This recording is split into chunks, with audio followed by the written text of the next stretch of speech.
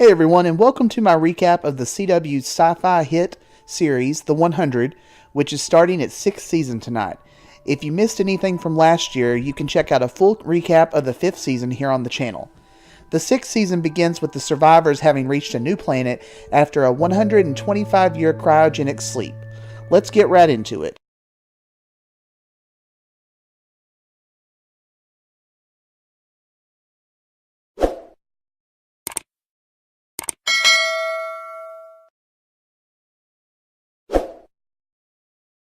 The episode begins with most of the crew having woken up from their sleep to find out the truth about where and when they are. Raven's having trouble dealing with the fact that Monty and Harper are gone, and she turns to Shaw for comfort.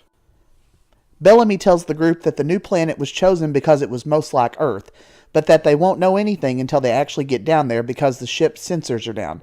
A scouting crew had originally came to this planet, but was never heard from again nearly 200 years before.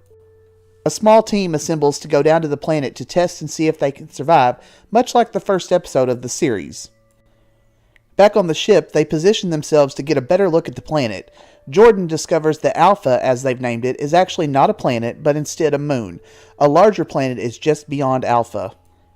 Naya awakens Octavia, who is very upset to learn that Bellamy has went to the new planet without her.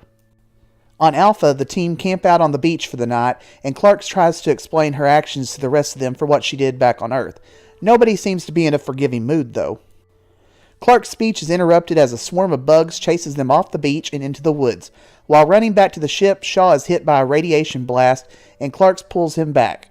She disarms the shield around the ship so they can get back inside. Back inside the safety of the shield, Shaw dies from his radiation burns.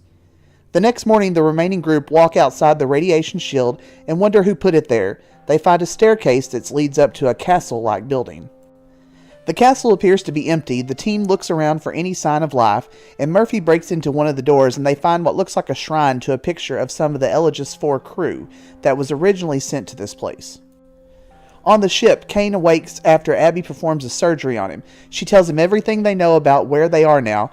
Octavia approaches him and picks a fight with Kane over what happened back on Earth. She blames him for the slaughter of her people back in the gorge. The argument causes Kane to go into shock and his heart stops. Abby tries to save him as Octavia walks away. Unable to perform another surgery, Abby puts Kane back in cryogenic sleep to save his life, keeping him this way until she can find a way to help him. Down on Alpha, the team wonder where the residents of the castle went, and Clark goes exploring where she finds what looks like a children's book called Red Sun Rising. Bellamy apologizes to Clark for not responding to her while she was left down on Earth for 6 years. She tells him it made her feel sane talking to him, even though he didn't hear her. Bellamy reads the book, which warns that when the stars turn red that you must hide. Just as this happens, they notice someone stealing their scout ship. Suddenly, Emery goes nuts and starts stabbing Murphy, apparently going crazy from the exposure of the red stars. Clark realizes in horror that something is in the air. We leave the episode on this note. Thanks for watching. Be sure and check out the channel for other recaps, and join us back here next week for another episode of The 100.